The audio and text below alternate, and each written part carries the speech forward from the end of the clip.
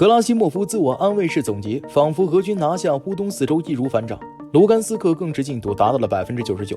然而事实却让人绷不住，这1%不到60平方公里，让俄军愣是花了8个月的时间拿不下。究竟是俄军拥兵自重，还是乌军的默契配合？事实真相究竟如何？让我们接着往下看。在俄军总体的作战规划中，确实存在春季攻势和夏季攻势。9月份左右，俄军总参谋长格拉西莫夫就开会总结了攻势作战的进展情况。当然，格拉西莫夫没有分别提春攻和夏攻如何，而是统一称为2025年春夏战役，时间跨度为3月至8月这半年时间。暂且不谈俄军打得怎么样，先看格拉西莫夫自曝的战绩清单是什么样子。格拉西莫夫认为，俄军在2025年春夏攻势期间取得了辉煌的战绩，总计占领了超过3500平方公里土地和149个定居点。就4个州各自的控制情况来说，实际上并不乐观。咱们一个个来看，首先是卢甘斯克，目前已占领 99.7%， 仅剩60平方公里还没有控制。其次是顿涅茨克州，目前已占领 79%， 扎波罗热州目前已占领 74%， 赫尔松州目前已占领 76%。另外，俄军还在苏梅州建立安全区，控制了13个定居点，在第聂伯罗州的进攻中也控制了7个定居点。具体就各大作战集群而言，其推进情况也是不太乐观，因为和去年没什么变化。首先是北部集群，他们在击退入侵库尔斯克的乌军部队后，正在执行苏梅州和哈尔科夫州建立安全区的任务。其中苏梅州方向的控制区面积为210平方公里，涵盖了13个定居点。而在哈尔科夫州的沃尔查斯克和利普奇方向，也只是在改善作战态势。其次是西部集群，几乎完全包围了库皮扬斯克城，并占领了该城大约一半的区域。另外，西部集群还在红利曼博罗瓦方向推进了25公里，占领了10个定居点。目前俄军正在对付扎里奇内的乌军，并即将消灭被包围在北顿河以北谢列布良卡森林区的乌军。接着是南部集群，这股部队在向塞弗尔斯克推进，战斗已在塞城内进行。另外，第98空降师占领了恰索夫亚尔，并继续向西推行，已经抵达康斯坦丁诺夫卡东南郊。而在近1个月时间内，南部集群部队还占领了5个定居点。然后是中部集群，再向红军城第聂伯罗方向推进，以包围红军城和季米特洛夫双子城，战斗已经在红军城内展开。而东部集群在顿涅茨克州向西推进，已经占领了25个定居点，包括科米舒巴卡村，这是乌军在南顿方向控制的最后一个定居点。最后的蒂涅伯集群正向库班方向推进，目前已经控制扎波罗热州的6个定居点。该集群正在开展积极行动，以占领特杰普诺吉尔西克等聚集点。除了上述6大集群之外，俄军继续对乌克兰后方的军事目标和军工综合体展开远程打击，其中重点遭打击的目标数有76个，尤其是生产导弹和远程无人机的军工企业。格拉西莫夫综合上半年战况认为，在俄军的夏季攻势期间，乌克兰军队集中了所有力量用来迟滞俄军进攻，并且付出了绝大代价，因此乌军不得不将最有战斗力的部队从一个危机方向调往另一个方向来堵漏，疲于奔命，所以俄军已完全掌握了战场主动权。格拉西莫夫认为，俄军工部门生产的武器装备和弹药是俄军获胜的物质基础，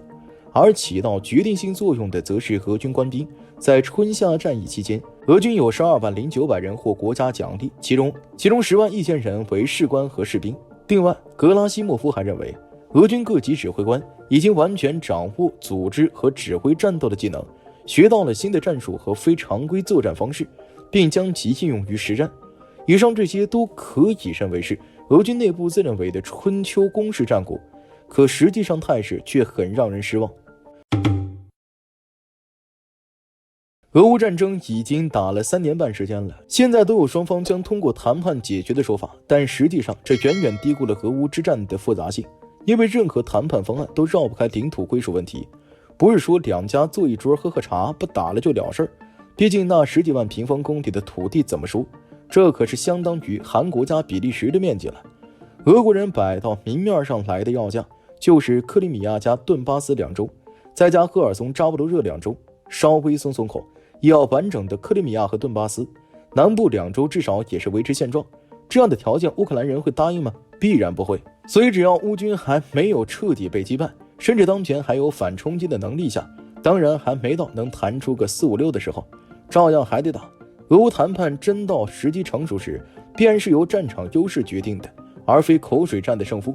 具体就当前的战线进展情况，俄军总参谋长格拉西莫夫总结2025年春夏战役时给出的数据为：顿涅茨克州控制79%，卢甘斯克州控制99.7%，扎波罗热州控制74%，赫尔松州控制76%。所以俄乌这全面战事打了3年半，俄军还没有控制想要占领的4州中的任何一个完整州。当然，这4州中有一个非常特殊，卢甘斯克州，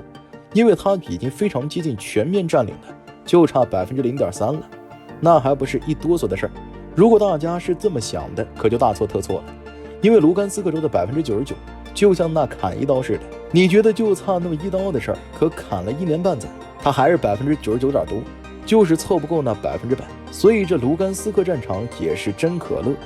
实际上回溯卢甘斯克州的战事，总是有点黑色幽默在期间的。在2022年2月俄乌战争爆发前，亲俄的卢甘斯克武装占领着该州8377平方公里地盘，这一数据其实跟当时卢甘斯克武装的占领面积差不多大，也就多个几百平方公里，而占到全州面积的31.4%。不过俄军出兵后，因为和本土跟卢甘斯克州相邻的关系，直接超了乌军的侧翼，所以泸州乌军基本选择大踏步后撤。到俄军所谓的第一阶段作战结束时，俄军已经控制了卢甘斯克州的93%。虽然形势一片大好，但泸州乌军的有生力量并未受到很大损失，他是主动退守到北顿涅茨克城市群的筑垒地带组织防御的。因此2022年4月下旬，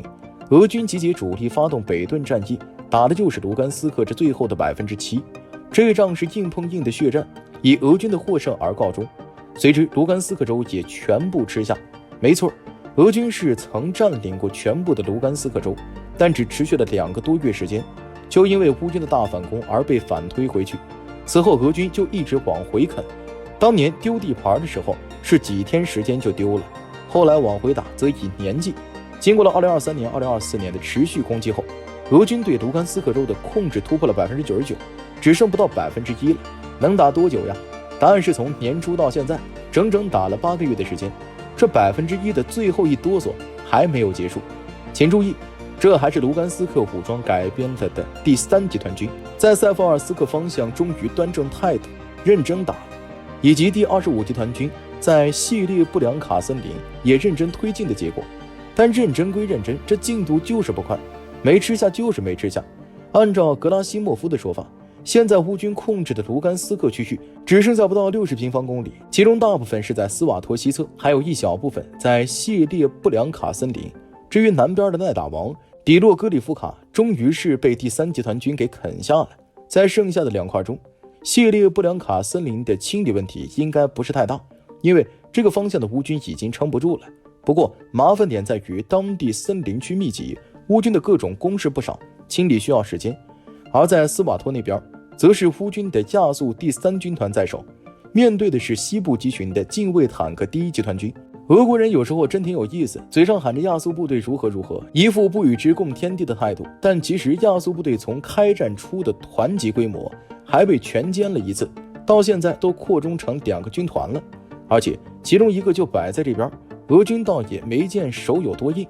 而更有意思的是，乌军那边的亚速部队也是号称与俄军不共戴天，但实际上亚速第3军团拥兵自重，其实给俄军的压力也不大，甚至坐视南北两军的要点接连丧失，就是不动如山，俨然一副地方军阀的做派。所以俄乌两军在卢甘斯克的这最后一隅之地，实际上是在打默契战。就像之前一条流传很广的视频，几条狗隔着铁门对造很狂，但把铁门拉开反倒相当和善了。所以这边的交战烈度颇有些表演意味。这卢甘斯克的最后一哆嗦什么时候能结束，就看这表演赛啥时候完事儿了。不过就现在的形势来看，川普可能还要继续在俄乌战争中表演，普京也乐意川普看戏，反倒是欧洲人看不下去了，不停地向泽连斯基示好。也许这场战争需要有什么决定性质的情况出现，才能真正结束吧。好了，新闻就说到这里了，我是大兵，我们下期节目再见。